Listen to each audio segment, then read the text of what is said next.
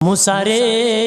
আল্লাহরে জিগাইবানি, আমি গরিব মানুষ, আমি ভালো কিছু কিনতে পারি না, ছেলে মেয়েকে ভালো কিছু খাওয়াইতে পারি না, ভাঙ্গা ঘর, এত গরিব, ভালো করে ঘর বানাইতে পারি না। আল্লাহরে জিগাইবানি কি করলে আমার উন্নতি হবে, ধনী হব, টাকা